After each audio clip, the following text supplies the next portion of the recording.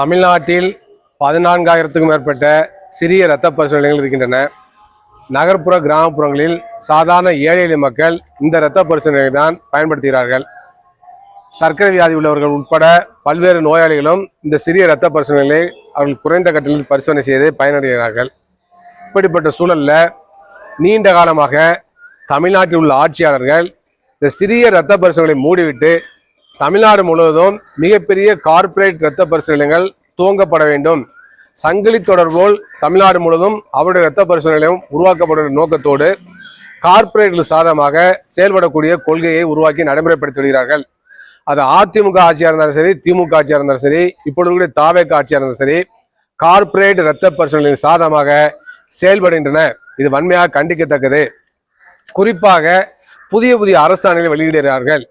நகர்ப்புறமாக இருந்தாக்க 1800 சதுரடி இருக்க வேண்டும், கிராமப்புறமாக இருக்க வேண்டும் இருந்தால் 500 சதுரடி இருக்க வேண்டும் சொல்லி ஏற்கனவே ஜீவோலாம் போட்டாங்க. அதை எதிர்த்து போராடினோம். அந்த அடிப்படையில் இப்பொழுது குறைக்கப்பட்டுள்ளது.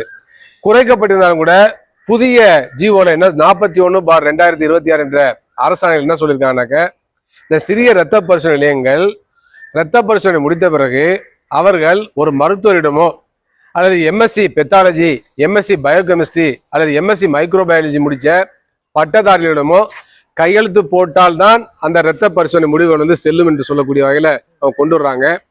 உரிமை பறிக்கப்படுகிறது. ஏற்கனவே இந்த லேப் டெக்னீஷியன் பணியாற்றக்கூடியவர்கள் சொந்தமாக லேப் வச்சிருக்கவங்கலாம் லேப் டெக்னீஷியன் படிப்பதில் படித்தவர்கள் தான். தமிழ்நாடு அரசும் இந்திய அரசும் அங்கீகரித்த நிறுவனங்களில் படித்தவர்கள் தான். அவ்வாறு படித்தவர்கள் இரத்த பரிசோதனைகளை முடித்த பிறகு அவர்கள் தான் பொறுப்பேற்று கையெழுத்து போட வேண்டும். நான் ஒரு பரிசோதனை பண்ணணும்னா நான் தான் கையெழுத்து போட வேண்டும், அவங்க தான் பொறுப்பாக முடியும். ஆனால் அதை விடுத்து மருத்துவர்கள் கையெழுத்து போட வேண்டும் அல்லது எம்எஸ்சி பெத்தாலஜி மைக்ரோபயாலஜி முடிச்ச பட்டதாரிகள் கையெழுத்து போட என்பது சட்டத்திற்கு புறம்பானதாகும். ஏன்னா அப்படிப்பட்ட ஒரு அரசாணையை இப்பொழுது வெளியிட்டிருக்கிறார்கள். இதோட உள்நோக்கம் என்னன்னாக்க, இந்த சிறிய இரத்த பரிசோதனைகளுக்கு ஒவ்வொரு நாளும் 10லேருந்து 15 பயனாளி தான் வருவாங்க. அப்போ அவங்க டெய்லி சம்பாதிக்கிற பார்த்தீங்கன்னா ஒரு 500 ரூபாயிலேருந்து 1000 ரூபா தான் இருக்கும். அவங்க வாடகைலாம் கொடுத்த பிறகு ஏதோ குடும்பத்தை நடத்த முடியும், ஒரு மினிமம் வருவாயோட வாழ்வாதாரத்தை நடத்த முடியும், அவ்வளவுதான். ஆனால் அப்படிப்பட்டவர்கள் மருத்துவரை வைத்துக் கொள்ள என்று சொன்னால் என்ன ஆகும்? மருத்துவர்களுக்கு 60,000 70,000 சம்பளம் கொடுக்கணும். அப்போ இந்த லேபில் எவ்வாறு நடத்த முடியும்? எனவே மறைமுகமாக இந்த சிறிய இரத்த பரிசோதனைகள் மூடப்பட வேண்டும் என்ற நோக்கத்தோடு திட்டமிட்டு தொடர்ந்து செயல்படுறாங்க. இது தமிழ்நாடு அரசு மட்டும் இல்லை, இந்திய அரசாங்கத்துக்கு அந்த உள்நோக்கம் இருக்கு. இதுக்கு பின்னால உலக வங்கி, சர்வதேச நிதி மூலதனம் போன்ற இருக்கின்றன. எனவே நாடு முழுவதும் மருத்துவ சேவைகளை தனியார் மயமாக்க வேண்டும், கார்ப்பரேட் மயமாக்க வேண்டும் அடிப்படையான நோக்கம். எனவே அந்த அடிப்படையில் தான் தேசிய நலக்குழு 2017 உருவாக்கப்பட்டு அதை நாடு முழுவதும் மூர்க்கத்தனமாக மோடி அரசு நடைமுறைப்படுத்துகிறது. அதை தற்பொழுது உள்ள விஜய் அரசு நடைமுறைப்படுத்துகிறார்கள். எனவே இது ஏற்படுவதில்லை. எனவே உடனடியாக அந்த GON 41/2026 ரத்து செய்ய வேண்டும், இல்லைன்னு சொன்னால் திருத்தம் செய்ய வேண்டும். அந்த யார் பரிசோதனை செய்கிறார்களோ பரிசோதனை செய்யக்கூடிய அந்த லேப் டெக்னீஷியன் சைன் பண்ணா போதும் என்ற திருத்தத்தை கொண்டு வர வேண்டும். இது மோசமான போக்கு. இதை கண்டித்து நாளைய தினம் சென்னையில எழும்பூர் ருக்மணி லட்சுமி சாலையில் உள்ள ராஜரத்தினம் ஸ்டேடியம் அருகில் உண்ணாநிலை அறப்போராட்டம் நடைபெற உள்ளது. இந்த உண்ணாநிலை அறப்போராட்டத்திற்கு அனைத்து லேப் டெக்னீஷியன்களும் அனைத்து மருத்துவத்துறை பணியாளர்களும் தமிழக மக்களும் ஆதரவு தர வேண்டும் என்று கேட்டுக்கொள்கின்றோம். இது ஏதோ சிறிய இரத்த பரிசோதனை பாதுகாக்கின்ற விஷயம் மட்டுமல்ல, தமிழ்நாட்டு மக்களுடைய ஏழை எளிய மக்களுடைய மருத்துவ சேவைகளை பூர்த்தி செய்யக்கூடிய ஒரு முக்கியமான போராட்டமாகும். கார்ப்பரேட்டுகளுக்கு எதிரான போராட்டமாகும். பெரிய இரத்த பரிசோதனை நிலையங்களுக்கு எதிரான போராட்டமாகும். அவங்க இரத்த பரிசோதனை நிலையங்களை நடத்த வேண்டாம்னு சொல்லவில்லை, ஆனால் அந்த நிறுவனங்களுக்காக சிறிய நிறுவனங்களை மூடக்கூடாது என்பதே உங்களுடைய கோரிக்கை. எனவே அதை தாவேக அரசு புரிந்து கொள்ள வேண்டும். எனவே போர்க்கால அடிப்படையில் செயல்பட்டு உடனடியாக அந்த அரசாணை அந்த அரசாணையில திருத்தத்தை கொண்டு வர வேண்டும். அது கடந்த ஆட்சி காலத்தில் போடப்பட்ட அரசாணை. எனவே தாவேக அரசு ஒரு புதிய அரசு, ஏற்கனவே உள்ள அரசிலிருந்து நாங்க வித்தியாசமா செயல்படும் சொல்லிக் கொண்டிருக்கிறார்கள். எனவே அப்படிப்பட்ட அரசாங்கம் திமுக கடைபிடித்த அல்லது அதிமுக கடைபிடித்த கார்ப்பரேட் ஆதரவு கொள்கைகளை கடைபிடிக்க கூடாது என நாங்கள் வலியுறுத்தி கேட்டுக்கொள்கின்றோம். அதே போல வேறு சில கோரிக்கைகளை வைத்திருக்கின்றோம். குறிப்பாக தமிழ்நாட்டில் அங்கீகரிக்கப்படாத ஏராளமான பேராமெடிக்கல் கல்வி நிறுவனங்கள் நடைபெற்று வருகின்றன. அதில் படித்தவங்களுக்கு வேலை கிடைக்கல. ஏன்னா அப்படிப்பட்ட நிறுவனங்கள் மூடப்பட வேண்டும். அனைத்து பேராமெடிக்கல் கல்வி நிறுவனங்களும் பதிவு செய்யப்பட வேண்டும். அங்கீகாரம் பெற்ற கல்வி நிறுவனங்கள் மட்டுமே படிக்கக்கூடிய நிலையை உருவாக்க வேண்டும். எவை அங்கீகரிக்கப்பட்ட கல்வி நிறுவனங்களை தெளிவாக அரசுடைய இணையதளத்தில் வெளியிட வேண்டும். இணையதளம் தமிழிலும் செயல்பட வேண்டும் என்று கேட்டுக்கொள்கின்றோம். அதே போல ஏற்கனவே சில அங்கீகரிக்கப்படாத லேப் டெக்னீஷியன் கோர்ஸ் நடத்தக்கூடிய கல்வி நிறுவனங்களில் ஏராளமான லேப் டெக்னீஷியன் படித்து விட்டு அவர்கள் பல இடங்களில் சொந்தமா லேப் வைத்திருக்காங்க, சிலர் வேலை செய்யறாங்க. ஏன்னா அப்படிப்பட்டவர்களுக்கு ஒரு குறுகிய கால பயிற்சியை கொடுத்து அவர்கள் தனியார் லேபுகளில் பணியாற்றக்கூடிய அல்லது தனியார் மருத்துவமனையில் பணியாற்றக்கூடிய வகையில் அவர்கள் சான்றிதழ் வழங்கி அவருடைய வாழ்வாதாரத்தை பாதுகாக்க வேண்டும் என தமிழ்நாடு அரசை சமூக சமத்துவத்துக்கான டாக்டர் சங்கம் மற்றும் பாராமெடிக்கல் கல்வி மற்றும் நலச்சங்கத்தின் சார்பாக நாங்கள் வலியுறுத்தி கேட்டுக்கொள்கின்றோம். அதுக்கடுத்து மிக முக்கியமாக கடந்த காலத்தில் பதிவு செய்யப்பட்ட பல்வேறு லேபுகளுக்கு, சிறிய லேபுகளுக்கு இதுவரை சான்றிதழ் வழங்கப்படவில்லை. எனவே உடனடியாக சான்றிதழ் வழங்க வேண்டும். சிறிய இரத்த பரிசோதனைகளை பதிவு செய்வதற்கான கட்டணத்தை குறைக்க வேண்டும். அதே போலவே அந்த மருத்துவ ரீதியான கழிவுகளை அகற்றுவதற்கு மினிமம் கட்டணமாக 1000 ரூபாய் நிர்ணயிக்க வேண்டும். அதே போல அரசாங்கமே கழிவுகளை அகற்றக்கூடிய ஒரு நிலையை உருவாக்க வேண்டும் என நாங்கள் வலியுறுத்தி கேட்டுக்கொள்கின்றோம். இவையெல்லாம் மிக முக்கியமான கோரிக்கைகள். இந்த சிறிய இரத்த பரிசோதனை நடத்தப்பட்டால்தான் சாதாரண கிராமப்புற மக்களுக்கு நன்மை பயக்கும், ஏழை எளிய மக்கள் நன்மை பயக்கும். எனவே தமிழ்நாடு அரசு இப்பொழுது ஒரு அறிவிப்பை வெளியிட்டிருக்கிறார்கள். அதன் அடிப்படையில் தமிழ்நாட்டை வீடுகளுக்கே சென்று இரத்த பரிசோதனை செய்யணும்னு கொண்டு வந்திருக்கிறாங்க. வீடுகளுக்கே சென்று செய்யட்டும், அதில் மாற்றுக்கிறது இல்லை. ஆனால் இதில் உள்நோக்கம் என்னன்னாக்க பெரிய கார்பரேட் லேபுகள் அதை கான்ட்ராக்டில் எடுத்து அவர்கள் வீடு வீடாக சென்று பரிசோதனை செய்யக்கூடிய வகையில் இந்த அரசு அந்த முயற்சிகளை மேற்கொள்கிறது. இதுவும் எங்களுக்கு ஏற்புடையதல்ல. எனவே இது போன்று கார்பரேட் மயமாக்கல் கொள்கைகளுக்கு தமிழ்நாடு அரசு முடிவு கட்ட வேண்டும்.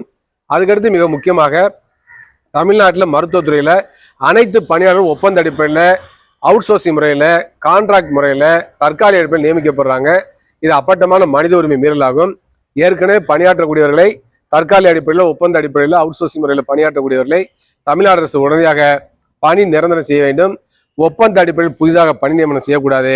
நிரந்தர அடிப்படையில் மட்டுமே பணி நியமனம் செய்ய வேண்டும் என கேட்டுக்கொள்கின்றோம். அதுக்கடுத்து மிக மோசமான ஒரு கொள்கையை தமிழ்நாடு அரசு கடைபிடிக்கிறது. தமிழ்நாட்டில் பொது சுகாதாரத்துறை வலுப்படுத்தி அதன் மூலமாக ஏழை எளிய மக்களுக்கு அனைத்து சிகிச்சைகளும் அனைத்து பரிசோதனைகளும் முற்றிலும் இலவசமாக வழங்க வேண்டும் என்ற கொள்கையிலிருந்து விலகி இன்றைய தினம் மருத்துவ காப்பீட்டை முழுமையாக ஊக்கப்படுத்தக்கூடிய திட்டத்தை நடைமுறைப்படுத்துகிறார்கள். பொது சுகாதாரத்துறைக்கு மாற்றாக மருத்துவ காப்பீட்டை அடிப்படையாக கொண்ட மருத்துவத்துறையை உருவாக்குவதற்கான முயற்சியை தாவேக அரசு மேற்கொள்கிறது. ஏற்கனவே மருத்துவ காப்பீட்டு தொகையாக 5 லட்சம் ரூபாய் ஒரு குடும்பத்தில் நிர்ணயித்தார்கள். இப்பொழுது 25 லட்சம் ரூபாய் உயர்த்தியிருக்கிறார்கள். இது பார்க்கறது ரொம்ப நல்லதா தோன்றும். ஆனால் எல்லா விதமான சிகிச்சைகளுக்கும் அந்த மருத்துவ காப்பீடு வராது. அரசு மருத்துவமனை போறப்ப மருத்துவ காப்பீடுல திருப்பி அனுப்பிச்சிடறாங்க. அதுக்கடுத்து ஏதேனும் சிறிய காரணங்களை சொல்லி மருத்துவ காப்பீடு தொகை கொடுக்க மாட்டேங்கிறாங்க.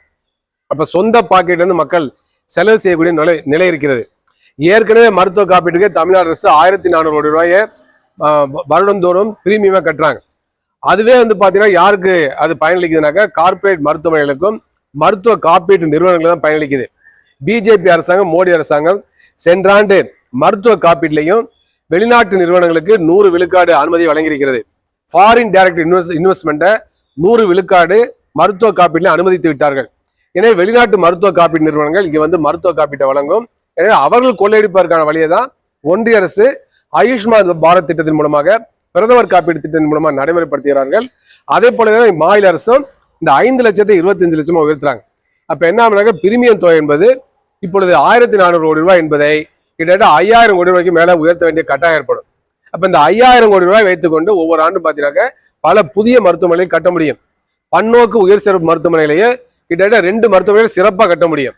ஒரு முறை அந்த 2 மருத்துவமனை கட்டிவிட்டால் அதுக்கடுத்து நடைமுறை செலவு தான். ஒவ்வொரு ஆண்டும் மருந்து வாங்குறது, பணியாளர்களுக்கு ஊதியம் கொடுப்பது, இது போன்ற நடைமுறை செலவு தான். அப்ப 5000 கோடி ரூபாய் ஒவ்வொரு ஆண்டும் கொடுப்பது என்று சொன்னால் அது மிகப்பெரிய அளவிற்கு பாதிப்பை பொது சுகாதாரத்துறைக்கு ஏற்படுத்தும். அது மத்திய தர மக்களுக்கு மிகப்பெரிய பாதிப்பு உருவாக்கும். இந்த 5 லட்சம் என்பது பரம ஏழைகளுக்கு தான் கிடைக்கும். 25 லட்சம் என்பது பரம ஏழைகளுக்கு தான் கிடைக்கும்.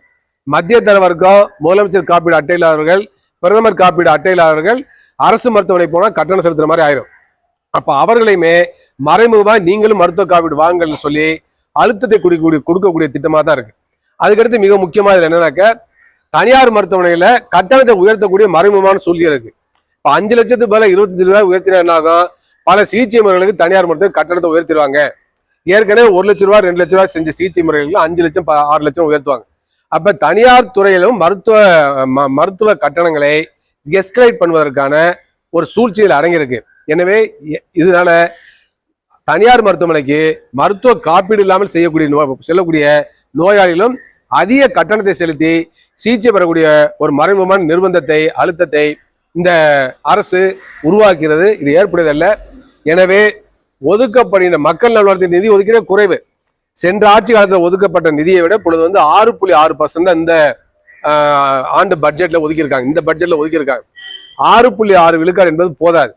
ஏன்னா ஒவ்வொரு ஆண்டும் பார்த்தீங்கன்னா 10 விழுக்காடாச்சும் ஒவ்வொரு துறைக்கும் கூடுதலாக ஒதுக்குவாங்க. ஏன்னா பணவீக்கம், விலைவாசி உயர்வு போன்ற பல்வேறு காரணங்கள்ல குறைந்தபட்சம் 10 விழுக்காடு எல்லா துறைக்கும் உயர்த்துவாங்க. ஆனால் மருத்துவத்துறைக்கு 6.6 விழுக்காடு தான் உயர்த்தப்பட்டிருக்கு. ஆனால் மருந்து விலை உயர்ந்திருக்கு, மருத்துவ உபகரண விலையெல்லாம் உயர்ந்திருக்கு, மருத்துவ கட்டணங்கள்லாம் உயர்ந்திருக்கு, எல்லாமே உயர்ந்திருக்கு. அவ்வாறு இருக்கின்ற பொழுது அரசு தனியார் மயமாக்கல் முயற்சியில் ஈடுபடுவது கண்டிக்கத்தக்கது. இது போன்ற செய்திகளை தொடர்ந்து பெற நம்ம வேர்ல்ட் பிரின்ஸ் சேனலை மறக்காம சப்ஸ்கிரைப் அண்ட் ஃபாலோ செய்து கொள்ளுங்கள்.